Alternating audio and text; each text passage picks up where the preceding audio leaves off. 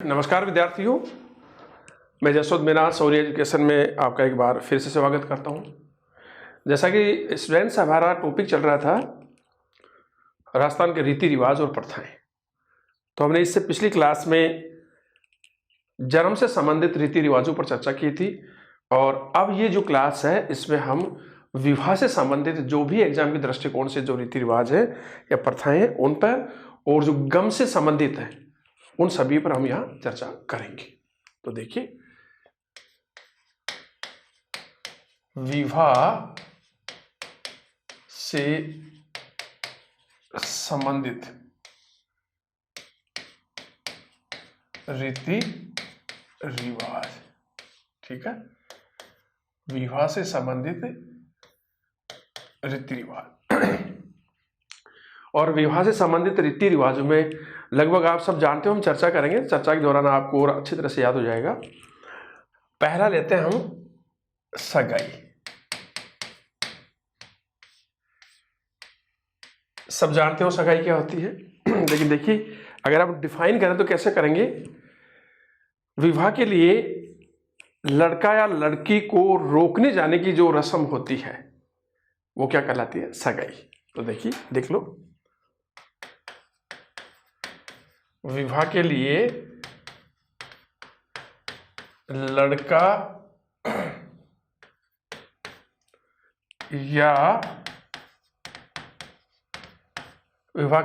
या लड़की को रोकने जाने की रस्म क्या कहलाती है? सगाई। ठीक है, सब लोग जानते हो, हम सामान्य चर्चा कर रहे हैं, कोई ज्यादा टफ नहीं है चीज। लेकिन यहां ये देखना आप, डूंगरपुर, ध्यान से देखना, डूंगरपुर जो वागड़ क्षेत्र है, डूंगरपुर और बांसवाड़ा में सगाई को टेवलिया या संगपण कहते हैं। टेवलिया या संगपण, ठीक है।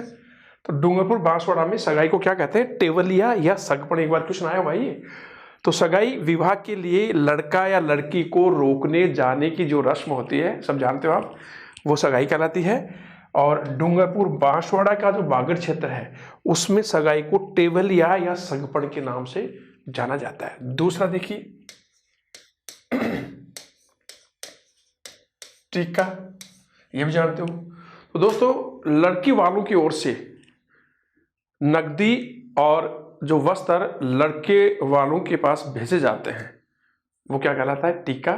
इसको ऐसे भी देख लो, वधु पक्ष की ओर से वर पक्ष के लिए ये जो रस्म होती है ये टीका कहलाती है, और वर पक्ष की ओर से वधु पक्ष के लिए ये जो रस्म होती है वो गोद भराई कहलाती है। ठीक है, तो देखिए, लड़की वालों की ओर से नकदी व वस्त्र, मतलब रुपए, नकदी व वस्त्र लड़के के घर भेजना क्या कहलाता है? टीका। या फिर वो लड़के वाले के घर आते हैं और वो टीका में जो भी कुछ सामग्री, टीका देना, पैसे वैसे जो भी वो दिया जाता है, आप जानते ही हो। अब यहां ये चीज देखना नोट करके, वधु पक्ष की ओर से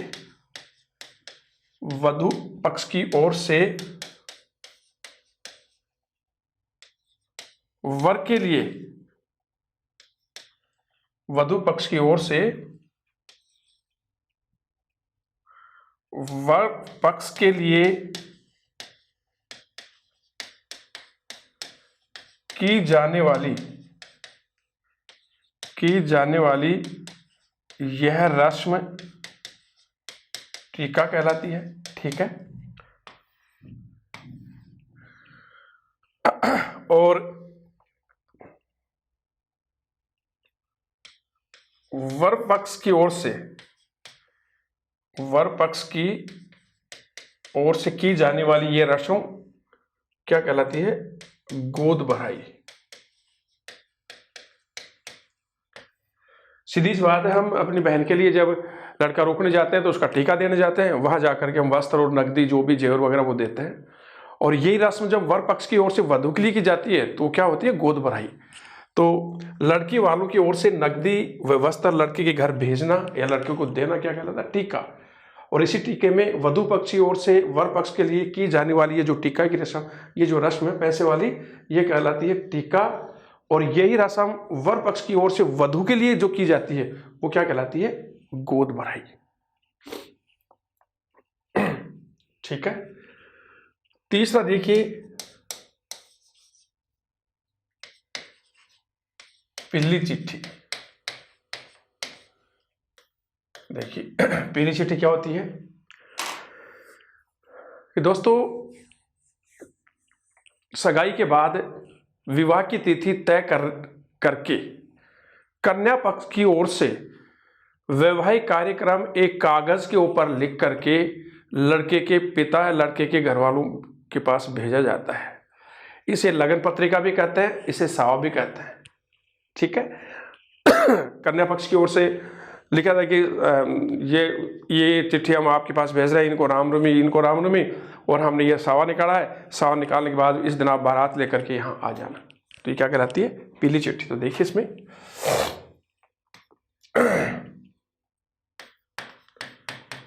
सगाई के बाद विवाह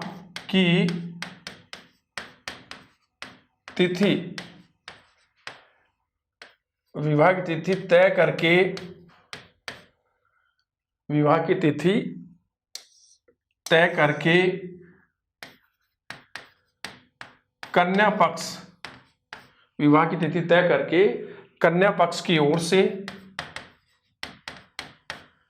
कन्या पक्ष की ओर से वैवाहिक कार्यक्रम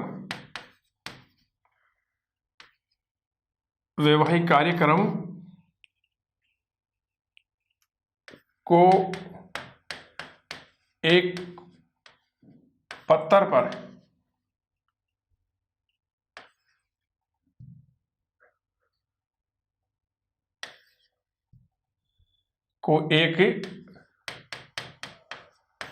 कागज पर लिखकर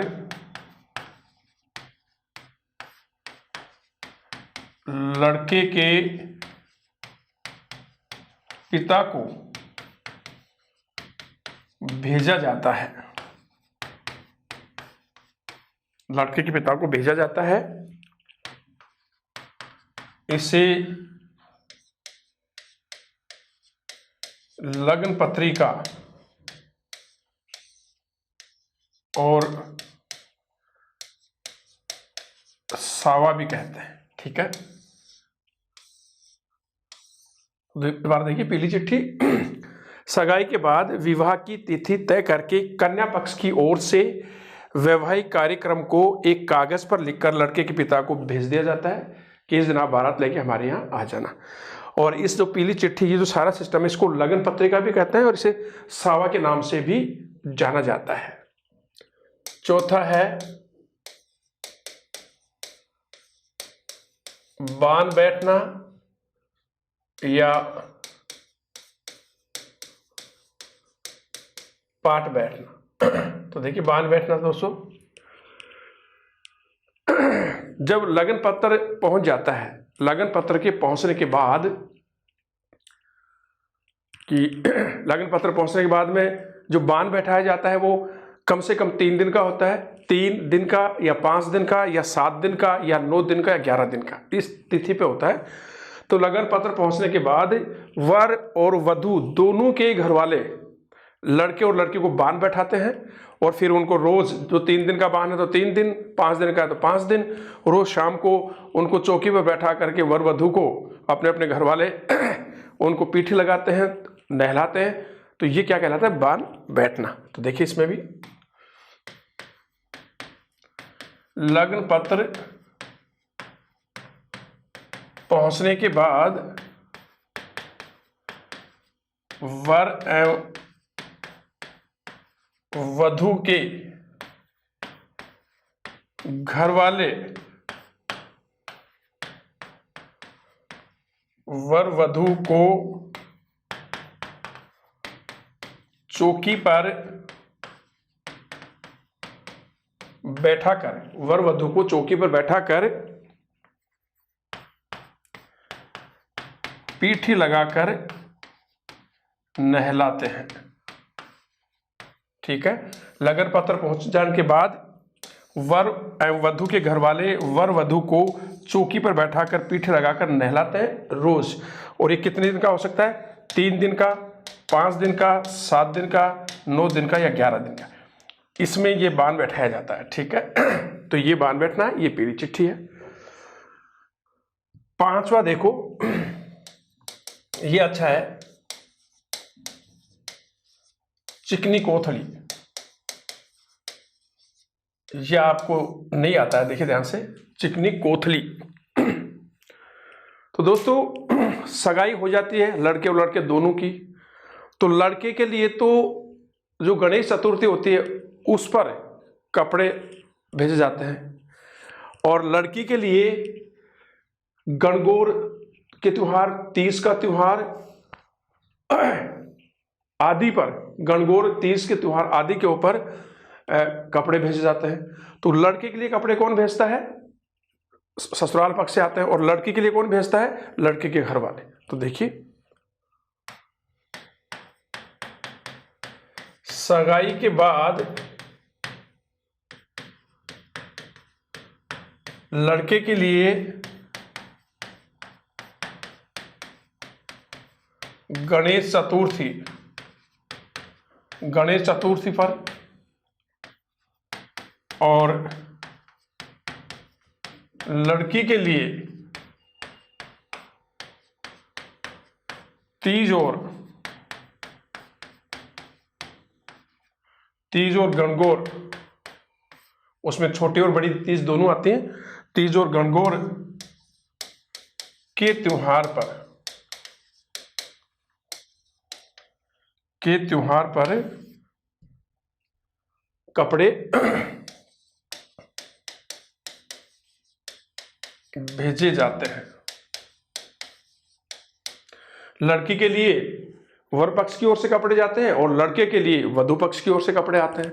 तो जब सगाई हो जाती है, सगाई के बाद लड़के के लिए गणेश चतुर्थी पर और लड़की के लिए तीज और गणगौर के त्योहारों पर कपड़े भेजे जाते हैं, जिन्हें हम सिंजारा भी बोल सकते हैं। सिंजारा के कपड़े ये इसी चिकनी कोथली के तहत आते हैं। ठीक है। अगला है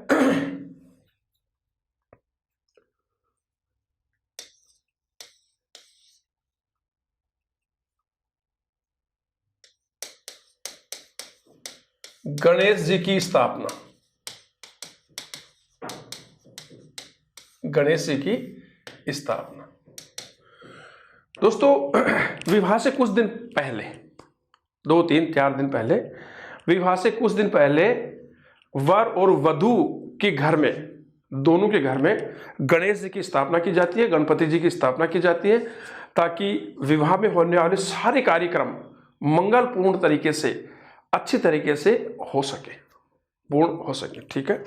तो देखिए, विवाह से कुछ दिन पूर्व, विवाह से कुछ दिन पहले वर और वधू दोनों के घर में गणपति की स्थापना की जाती है। गणपति की स्थापना की जाती है। और ये स्थापना क्यों की जाती है? ताकि विवाह में जो भी कार्यक्रम हो, जो भी काम हो, वो बहुत ही शुभ और मंगलपूर्ण तरीके से वो पूर्ण हो जाए, इसलिए सबसे पहले गणेश जी की स्थापना की जाती है। तो चिकनी कोथली सगाई के बाद लड़के के लिए गणेश चतुर्थी पर और लड़की के लिए गणगौर और तीज के त्यौहार पर कपड़े भेजे जाते हैं। ये सिंजारा है, तो लड़की के लिए तो वर पक्ष की ओर से जाते हैं और लड़के के लिए वधु पक्ष की ओर से कपड़े आते हैं।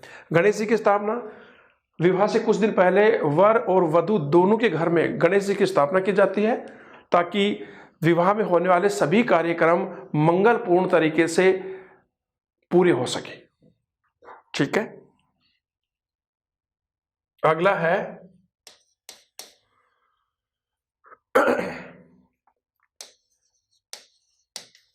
कुमकुम पत्रिका।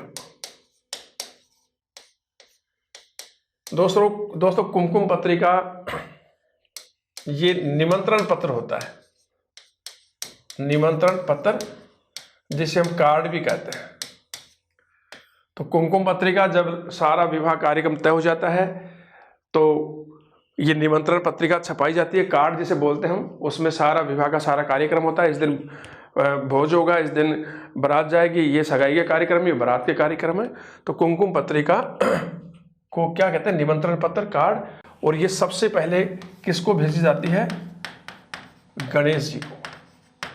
और सामान्यतः गणेश जी को जो त्रिनेत्र गणेश जी हैं सवाई माधोपुर के रणथंभौर किले में, वहाँ डाक के द्वारा या फिर मोती डोंगरी जो गणेश जी का मंदिर है यहाँ भेज देते हैं, या फिर अपने वहीं गणेश जी का जो कोई मंदिर होता है या घर में हाथ जोड़ के पहला जो निमंत्रण दिया जाता है वो गणेश जी महाराज को ही दिया जाता है। 8वां देखिए, कांकन डोर। दोस्तों कांकन डोर क्या होता है? देखिए विवाह के अवसर पर वधु और वर वधु दोनों के हाथ में लाल मोली का धागा बांधा जाता है, लाल मोली का धागा बांधा जाता है। उस धागे पर मोरफली, लाख और लोहे का छड़, लोहे का जो छल्ला है वो पिरोया जाता है। वर के दाएं हाथ पर ये कांकन डोर बांधा जाता है। तो देखिए विवाह में वर और वधु दोनों के हाथ में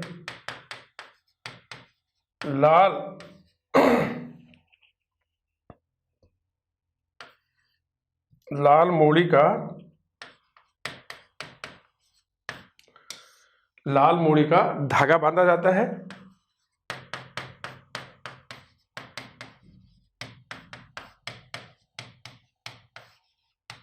धागा बांधा जाता है और इस धागे में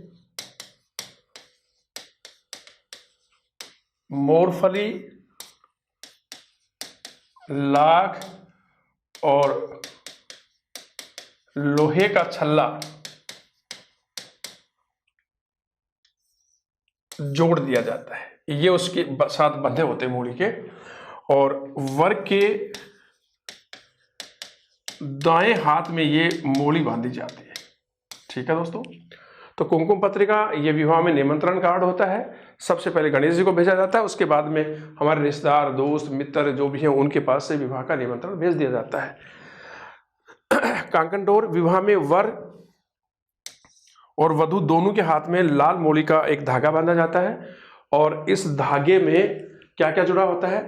मोरफली, लाख और लोहे का छल्ला भी इसमें पिरोया जाता है। वर के ये धागा दाएं हाथ में बांधा जाता है। अगला है 32 नूतना, इसे भात नूतना भी कहते हैं। ठीक है ना, इसे भात नूतना भी कहते हैं। दोस्तों 32 नूतना, भात नूतना, लड़का या लड़की की शादी तय करने के बाद में लड़का या लड़की की माँ अपने पीहर जाती है और अपने पिता और जो भाई होते हैं उनको भात नूतती है, गुड़ लेके जाती है और उनको कहती है कि मैंने मेरे लड़का या लड़की की शादी तय कर दी है, उस दिन आप भात लेके आ जाना, जितनी भी आप मेरी आर्थिक सहायता कर सको, आप जितना कर सकते हो उतनी मेरी आर्थिक सहायता भी करना। फिर मामा, लड़की का मामा और जो गांव के हैं उनके नाना, वो सारे आकर के भात भरने जाते हैं। ठीक है, तो 32 नूतना। भात भरना, जिसे माहेरो भी कहते हैं। तो जैसे भात नूत के आती है वो, उसके बाद में उधर से जब विवाह तय हो जाता है तो पीहर पक्ष से वो वधु के जो मामा और नाना हैं वो भात लेके आते हैं और फिर भात भरते हैं। और इसी समय मैंने बताया था कि माहिरू गीत भी गाया जाता है जब वो भात भरा जाता है उस समय। ठीक है, इसके साथ ही बना बन्नी, पावना, सीटना, कामण, कोयलड़ी, परनोत, फलसड़ा, घोड़ी,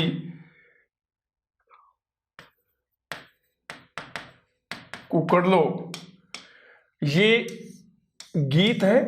और ये सभी के सभी गीत क्या हैं? विवाह के गीत है। जब मैंने आपको गीत पढ़ाया था तो राजस्थान में सबसे ज्यादा जो गीत गाए जाते हैं विवाह के अवसर पर भी, विवाह के अवसर पर गाए जाते हैं। और विवाह में भी जब विदाई के गीत होते हैं वो सबसे ज्यादा गीत होते हैं। बना बनी, दो दूल्हा और दुल्हन होती है वो बना बनी कहलाते हैं।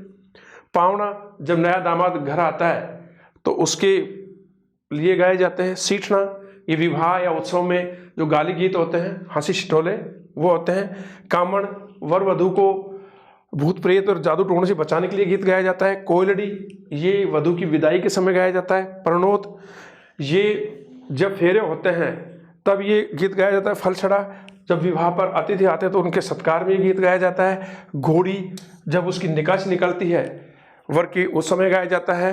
कुकड़लो, जब वो वर तोरण मारता है उस समय एक गीत गाया जाता है। इसके साथ एक गीत और है, काजड़ियो, जब भाभी जो देवर है उसका, जो वर है उसको जो काजल डालते हैं निकासी से पहले, उस समय गीत गाया जाता है। ये सारी विवाह के गीत हैं। इसके बाद में अगली जो है वो है बनोला या बंदोला। ये होता है बान, और ये किसके द्वारा दिया जाता है? घर वालों के द्वारा,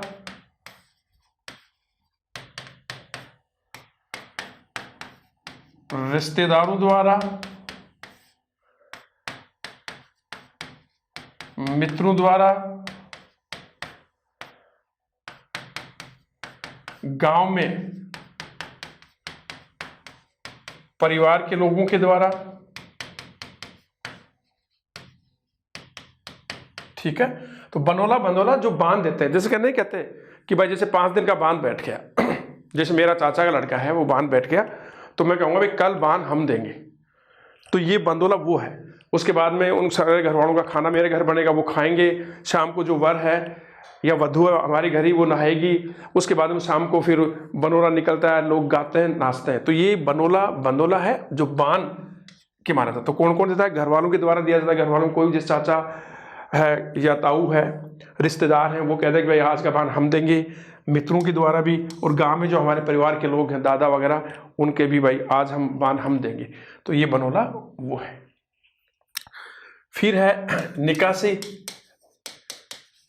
निकासी आपको पता ही है क्या है, कि जब वर बारात लेके वधु के घर जाता है उससे पहले जो रस्म होती है, घोड़ी पर चढ़ करके वो देवताओं के पास जाता है, बाजे बजता है और भाभी के द्वारा काजल डलवाकर फिर वो बारात लेके चला जाता है। तो ये निकासी उस समय निकलती है, आपको सब पता है। फिर रोड़ी पूजन, जिसे कुकड़ी पूजन भी कहते हैं। मैंने बताया था कि जो कुकड़ी गीत होता है वो रात्रि जुका का समापन गीत होता है। तो विवाह से क्या होता है कि 3 दिन पहले, जैसे परसों विवाह है तो आज के रात को घर की महिलाओं द्वारा ये रात्रि जगह किया जाता है। और रात्रि जगह में पूरे रात भर जा करके संबंधित देवी देवताओं के गीत गाए जाते हैं। और सुबह जब रात्रि जगह का समापन होता है तो कुकड़ी गीत से होता है। और कुकड़ी गीत के साथ ही सुबह घर की महिलाएं रोड़ी, मतलब ये रूढ़ी है किसकी? गोबर की। जो गोबर का ढेर होता है ना, उसे हम रूढ़ी बोलते हैं। तो वहां जाकर के थाली में दीपक लेकर के उस रूढ़ी की पूजा करते हैं, उकड़ी भी कहते हैं उसको। और पूजा इसलिए की जाती है कि जिस प्रकार से हमारी जो रूढ़ी होती है वो घर के बाहर होती है, बरसात होती है तो वो भीगती रहती है, सर्दी होती है तो वो सर्दी में भी वह बाहर रहती है, धूप निकलती है तो धूप में रहती है, लेकिन कभी किसी से वो कोई शिकायत नहीं करती। और वही रूढ़ी गोबर का खाद खेत में जा कर के खेत की उपज को बढ़ा देता है। तो इसी प्रकार से पूजने का मतलब है कि वर वधु भी, जो नए वर वधु हैं जो अभी दाम्पत्य जीवन में बंधने जा रहे हैं, वो भी रूढ़ी की तरह सहनशील होकर के और बहुत धैर्य के साथ अपने दाम्पत्य जीवन को आगे बढ़ाएंगे, इसलिए ये पूजन किया जाता है। अब एक आता है टूटिया।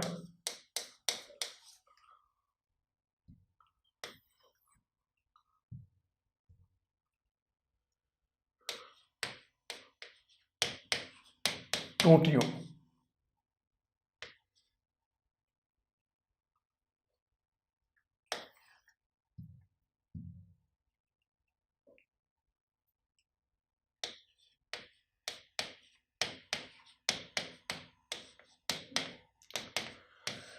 टूटियों दोस्तों कौन करता है? जैसे बारात जाती है तो घर के सारे जो मेल सदस्य हैं वो लगभग वो चले जाते हैं बारात लेकर के, पीछे महिलाएं रह जाती हैं। तो ये महिलाएं विवाह का स्वांग करती हैं और इसमें जैसे वर वधु के फेरे होते वहाँ, उसी प्रकार से यहाँ भी दो दल बन जाते हैं, एक बाराती वालों का बन जाता है, एक लड़की वालों का, और इस तरह से एक वर बन जाता है, एक वधु, और बहुत ही हंसी ठिठोले के साथ ये टूटिया किया जाता है। और तो एक तरह से क्या है, विवाह का सांग है, विवाह का स्वांग, और बहुत ही हंसी ठिठोले किए जाते हैं, बहुत मजाक करती महिलाएं। और क्योंकि वहाँ कोई पुरुष नहीं होता तो ये अपने तरीके से वर वधु का पक्ष लेकर जैसे फेरे होते हैं उसी तरह से ये करते हैं स्वांग। और टूटिया की जो शुरुआत थी वो कहता है कि भगवान श्री कृष्ण और रुक्मिणी के विवाह से इस प्रथा की शुरुआत हुई है। तो टूटिया की शुरुआत कहाँ से हुई है? श्री कृष्ण और रुक्मिणी का जो विवाह था उस समय पहली बार ये प्रथा शुरू की गई थी। तो ये विवाह का स्वांग होता है, बहुत ही हंसी ठिठोले होते हैं इसमें, और महिलाएं वर वधु, एक वर बन जाता है, एक वधु, फेरे होते हैं और बहुत ही मस्ती करते हैं इसमें।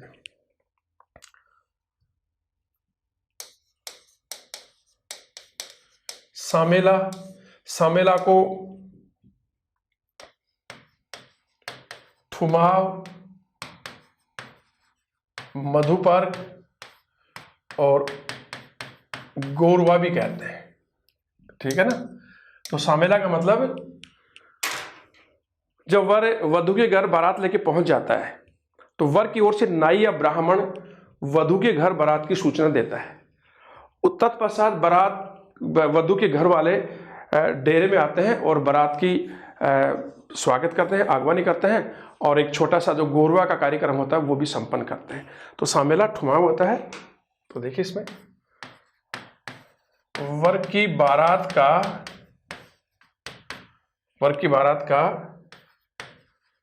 वधु के घर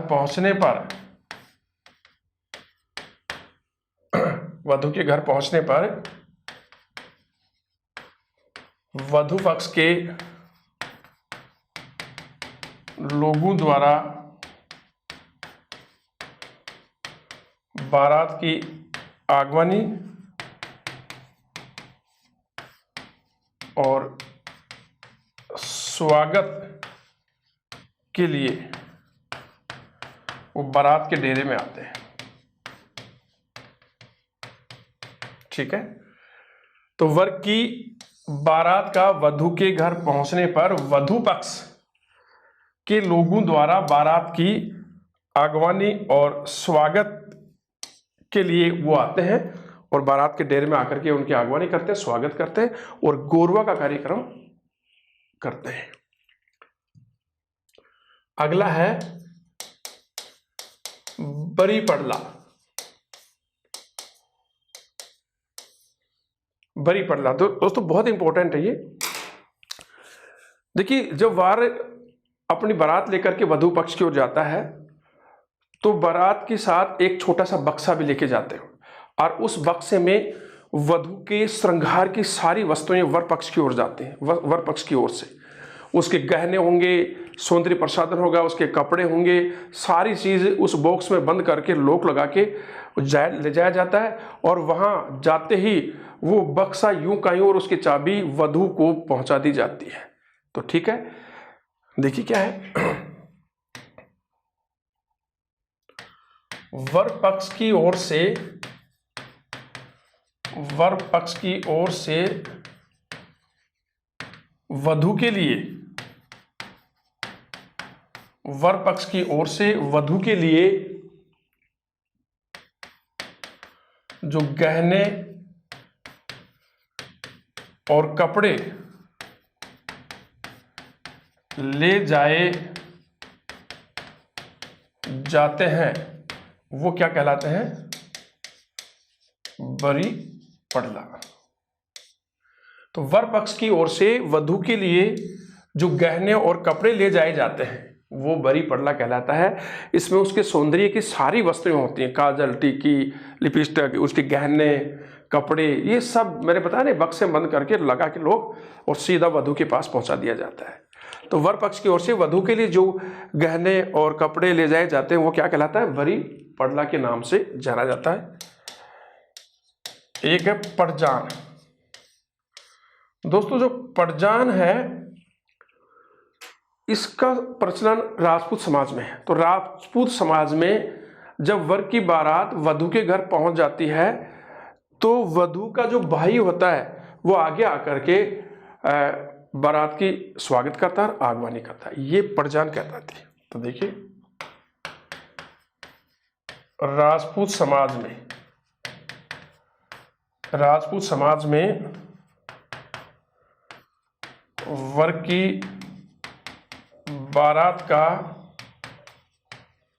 वधु के घर, वधु के घर पहुंचने पर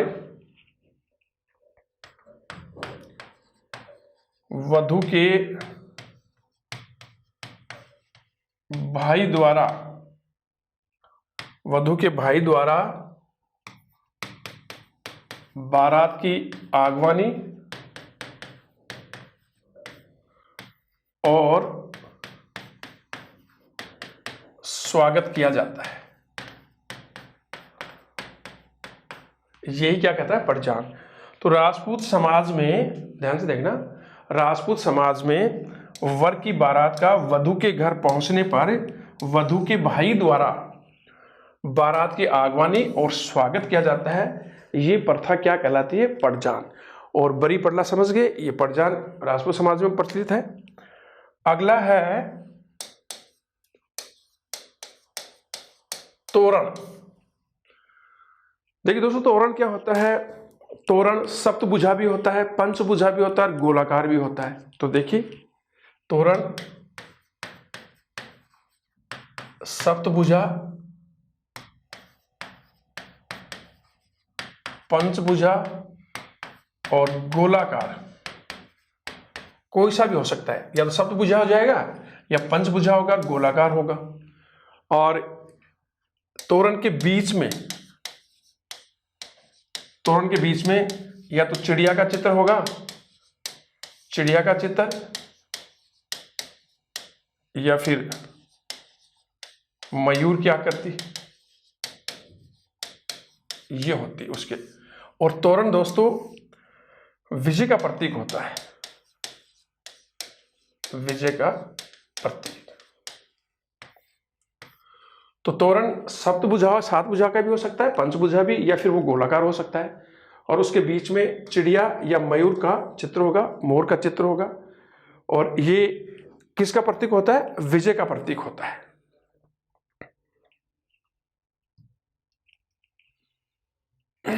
अगला है झाला मेला की आरती। झाला मेला की आरती, देखिए दोस्तों क्या होता है कि जब वर तोरण मारता है तो तोरण द्वार पर बहुत सारी महिलाएं, वधु भी वही खड़ी रहती है और वधु की मां भी होती है।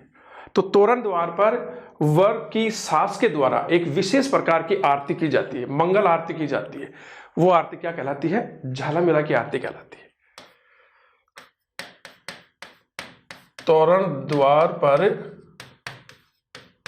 वर की सास की ओर से, वर की सास की ओर से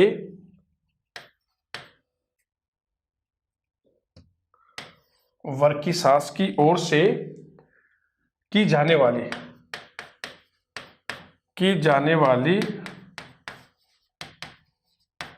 एक विशेष प्रकार की मंगल आरती क्या कहलाती है? झालामेला की आरती कहलाती है। तो तोरण द्वार पर वर की सास की ओर से की जाने वाली एक विशेष प्रकार की मंगल आरती, वो इस तरह से आरती करती है, वो आरती क्या कहलाती है? झालामेला की आरती। अगला देखो दोस्तों,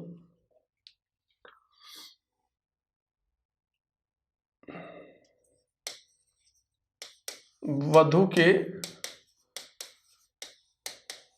तेल चढ़ाना। वधू की तेल चढ़ाना, देखिए दोस्तों, जब बारात वधू के घर पहुंच जाती है और ये तसल्ली हो जाती है कि बारात आ चुकी है, वर भी आ गया है, उसके बाद में वधू के अंतिम रूप से तेल चढ़ाया जाता है, पीठी से उसको नहलाया जाता है। अब ये जो तेल चढ़ा दिया जाता है, उसके बाद में उसके फेरे होने अनिवार्य है। यदि वर वहां से भाग गया तो कैसे भी करके उसे ढूंढ करके या किसी अन्य लड़के के साथ उसकी शादी होना तय है। देखिए, इसके बारे में हमीर देव का भी एक बहुत बड़ा वो था उनके बारे में कि सिंह सुवन सतपुरुष वचन कदली फले एक बार, तेरिया तेल हमीर हट चढ़े ना दूजी बार। तो हट अमीर का हट वैसा ही था। तो तिरिया के यदि बारात पहुंच गई, उसके बाद में वधू के यदि तेल चढ़ा दिया गया तो वो उसके बाद में उसके फेरे होने अनिवार्य हैं। ठीक है, इसमें कोई दिक्कत नहीं आनी चाहिए। अगला है फेरे। तो दोस्तों, फेरों को तो आप जानते हो, फेरों को एक तो ये कहा जाता है सप्तपदी, फेरों को सप्तपदी भी कहते हैं। और फेरे में क्या होता है? वर वधू का हाथ अपने हाथ में लेकर अग्नि के 7 फेरे लेता है। इसे ध्यान देना, इसे हथलेवा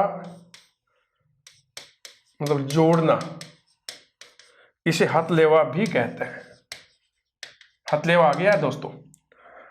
तो फेरे क्या है? वधू के तेल चढ़ाना तो देख लिया। फेरे इनको सप्तपदी भी कहा जाता है। और फेरे में आपको बताया कि वर वधू का हाथ अपने हाथ में लेकर के अग्नि के 7 फेरे लेता है। ठीक है, और इस प्रक्रिया को हथलेवा या जोड़ना भी कहते हैं। कहते हैं ना कि पहलो फेरो बाबारी बेटी को, दूजो फेरो बुहारी बेटी को, तीजो फेरो मामारी बेटी को, और चौथे फेरे में हुई रे पराई। तो मुख्य रूप से 4 फेरे होते हैं। 4 फेरे होने का मतलब विवाह पूरा हो जाता है। फिर 3 फेरे थोड़े परंपरा के अनुसार किए जाते हैं। तो ये इस तरह से। अगले कंसेप्ट देखिए, कन्यादान। ये सामान्य से है, लेकिन थोड़ा सा चर्चा कर लेते हैं इन पे। तो कन्यादान में क्या होता है कि विवाह मंडप में वधू के माता और पिता के द्वारा वधू का हाथ पकड़ करके वर के हाथ में दिया जाता है, जो अभी फेरे लिए थे ना, इस तरह से। तो ये लिख लो इसमें, विवाह मंडप में वधू के माता पिता, विवाह मंडप में वधू के माता पिता के द्वारा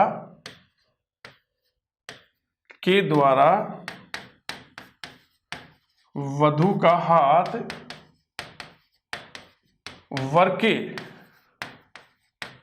हाथ में दिया जाता है। और इसे क्या कहते हैं? कन्यादान। कन्या का दान हो गया भाई। तो विवाह मंडप में वधु के माता पिता के द्वारा वधु का हाथ वर के हाथ में दिया जाता है, इसे क्या कहते हैं? कन्यादान कहते हैं इसे। अब एक होता है बासी मुजरा।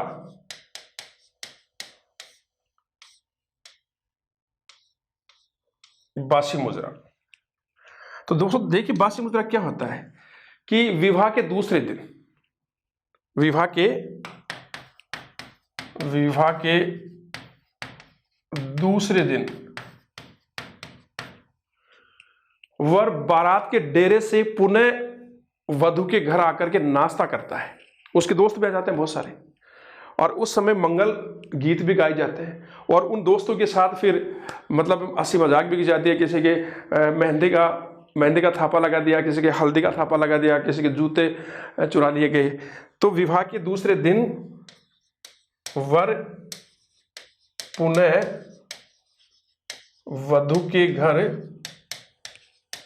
नाश्ता करने आता है। ठीक है, उस समय गीत भी गाए जाते हैं, तो ये बासी मुजरा कहलाता है। तो विवाह के दूसरे दिन वर पुनः अपने डेरे में से वधु के घर नाश्ता करने आता है, और इस दौरान मंगल गीत भी गाए जाते हैं। अगला है माटा। तो माटा क्या है कि कन्या की यानी कि वधु की सास के लिए भेजे गए, यानी कि वर की मां। तो देखिए वधु की सास के लिए भेजे गए उपहार, जिनमें क्या होता है? नकदी होता है, नकदी, वस्त्र, मिठाई और चांदी या सोने की कटोरी, ये होती है। ये सारा क्या कहलाता है? माँ आटा। तो वधु की सास के लिए भेजे गए उपहार क्या कहलाते हैं? माँ आटा। और इसमें मुख्य रूप से नकदी पैसे होते हैं, नकदी होते हैं, वस्त्र होते हैं, मिठाई और चांदी या सोने की कटोरी होती है। ये सारी चीज क्या कहलाती है? माँ आटा। इसके बाद में पहरावनी, इसको सब जानते हो, इसको क्या क्या नाम कहते हैं? इसको समठूणी भी कहते हैं, इसे रंगबरी भी कहते हैं। तो पहरावनी के बारे में सब जानते हो, समूठनी या समठूणी, रंगबरी। तो पहरावनी का जब फेरे हो जाते हैं, दूसरे दिन विदा होता है, तब जो दहेज या उपहार दिए जाते हैं, तो वर को बैठा करके सारे लोग बैठते हैं वहां पर। फिर वो जो पैसे उसे जो भी दिए जाते हैं पहरावनी में, वो सारे ये पहरावनी के दौरान होता है। इसके अलावा फिर अगला जैसे मुकलावा, इसे गोना भी कहते हैं। तो मुकलावा क्या होता है? कई बार जैसे बाल विवाह हो गए, वर वधु बहुत छोटे हैं, तो वो वधु को घर नहीं लाया जाता है, और जब वधु बड़ी हो जाती है और वर भी बड़ा हो जाता है, तो वधु को फिर लाने के लिए घर के 5, 7, 10 आदमी एक बार फिर जाते हैं, तो वो मुकलावा कहलाता है। फिर उसको वधु को घर लेकर के आ जाते हैं, ये मुकलावा होता है। विदाई, विवाह के दूसरे दिन वधु की विदाई की जाती है। वधु और वर के जो कपड़े होते हैं उनका एक किनारा दोनों को बांध करके फिर गीत गाते उनको विदा किया जाता है। और विदाई के दौरान कौन सा गीत गाया जाता है? कोरडी, ये विदाई होती है। इसके बाद में एक आता है जुआ जुई। तो दोस्तों इसके बारे में देखिए, ध्यान से देखना, जब वधु ससुराल आ जाती है तो उसी दिन या दूसरे दिन एक बड़ा बर्तन लिया जाता है, उसमें पानी डाल करके उसमें दूध डाल दिया जाता है, तो सफेद हो जाता है वो। अब उस बर्तन में जो पानी और दूध डला हुआ है उसमें एक अंगूठी का छल्ला डाला जाता है, और वर वधु पास में बैठे रहते हैं, महिलाएं बैठी रहती हैं। तो उनमें से महिला उनको सतर्क करती है कि मैं 3 गिनती गिनूंगी, तब तुम तुरंत इसमें हाथ डालना पानी में, और उस जो छल्ला डाला गया था अंगूठी का या कोई और उसको पकड़ना है। पहला जो पकड़ेगा वही जीतेगा। तो जैसे वो कहते हैं कि 1 2 3, तो वर और वधु दोनों उस पानी में हाथ डाल करके उस छल्ले को या अंगूठी को ढूंढते हैं। लेकिन सामान्यतः वर इस खेल में वधु को ही जीतने देता है। ठीक है, ये जुआ-जुई होगा। सोटा-सोटी, ये जब वधु ससुराल आ जाती है दूसरे दिन, जो कोई भी देवता होता है, सेठ माता होती है या और कोई देवता, तो वहां पर नीम की छड़ी लेकर के वर वधु आपस में एक दूसरे को थोड़ा हल्का सा लकड़ी से छड़ी से मारकर खेलते हैं। उसके बाद में देवर आते हैं वधु के, वो खेलते हैं। कई बार इसमें बड़ी जबरदस्ती रूप से एक दूसरे को चोट पहुंचाने की कोशिश की जाती है। देवर जोर से मारता है तो वधु भी जोर से मारती है। तो ये होता है सोटा सोटी। रियान दोस्तों, ये विवाह के दूसरे दिन होता है।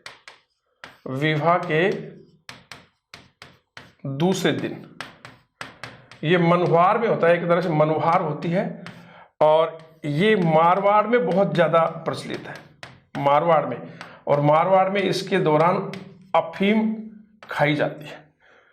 तो रियान जो प्रथा थी ये मारवाड़ में प्रचलित है। विवाह के दूसरे दिन, जैसे बारात आगे दूसरे दिन, तो जो रिश्तेदार होते हैं या जो मेहमान होते हैं उनकी मनुहार के लिए अफीम घोल करके उनको पिलाई जाती है। और तो मारवाड़ में इस रियान का प्रचलित है।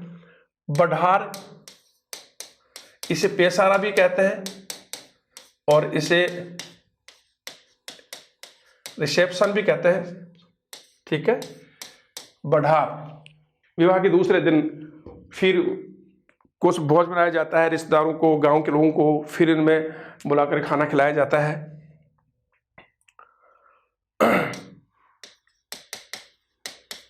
बाला चुनरी, ये वधु का मामा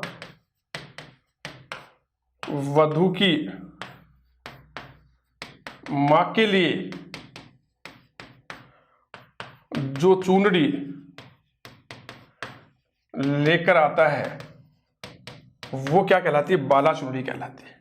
ठीक है, इसी प्रकार से कंवर जोड़,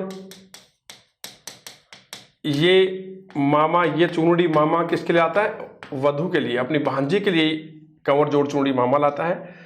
तो विदाई होगी, कोरड़ी गीत गाए जाते हैं, जुआजू वो खेल होता है, सोटा सोटी भी खेल होता है। रियाण ये एक प्रथा है जो मारवाड़ में प्रचलन है। विवाह के दूसरे दिन रिश्तेदारों को मनोहार के लिए अफीम पिलाई जाती है। बढ़ार, पेशारा, रिसेप्शन, ये विवाह के दूसरे दिन फिर कोई खाना बना करके लोगों को खिलाया जाता है, दोस्तों को। बाला चुनरी, ये चुनरी वधु का मामा वधु की माँ के लिए लेकर आता है। और कंवर जोड़, ये चुनरी मामा अपनी भांजी वधु के लिए लेकर के आता है। एक होता है पगधोई।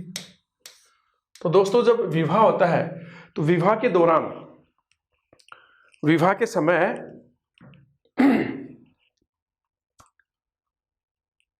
वधु के जो माता पिता हैं वो वर के पैर धोते हैं, ये पगधोई कहलाता है। तो देखिए, विवाह के समय जब फेरे होते रहते तब विवाह के समय वधु के माता पिता वर के पैर धोते हैं। ये रस्म क्या कहलाती है? पगधोई। अगला देखिए, ओलंदा, ओलंदी।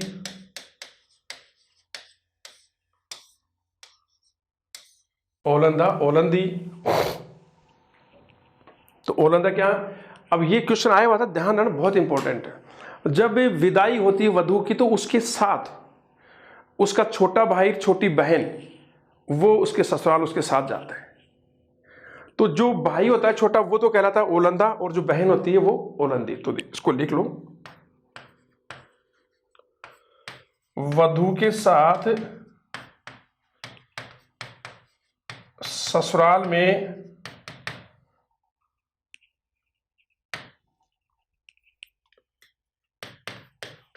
उसका छोटा भाई और बहन जाती है।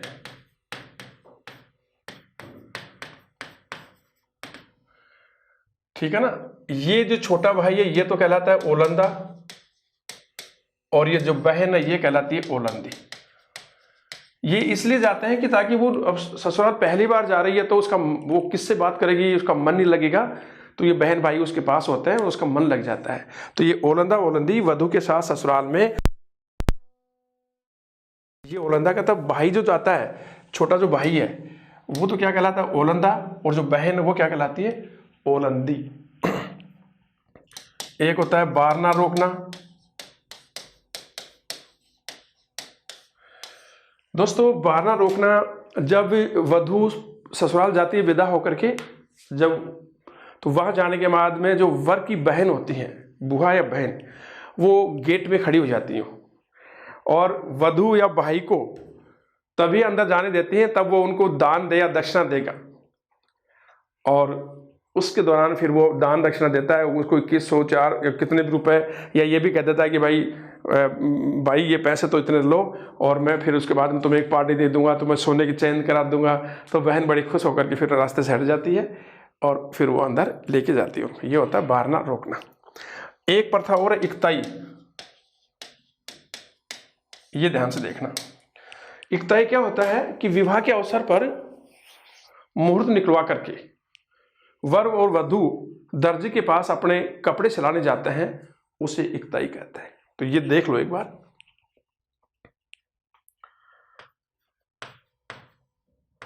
मुहूर्त निकलवा कर दर्जी के पास कपड़ों का नाप देने जाना, ठीक है ना। तो विवाह में जो वर वधु के कपड़े होते हैं तो मुहूर्त निकलवाया जाता है, उसके बाद वो दर्जी के पास कपड़ों का नाप देने जाते हैं और दर्जी फिर कहता है कि उस दिन आप आकर के कपड़े ले जाना। एक होता है दोस्तों जेवड़ो।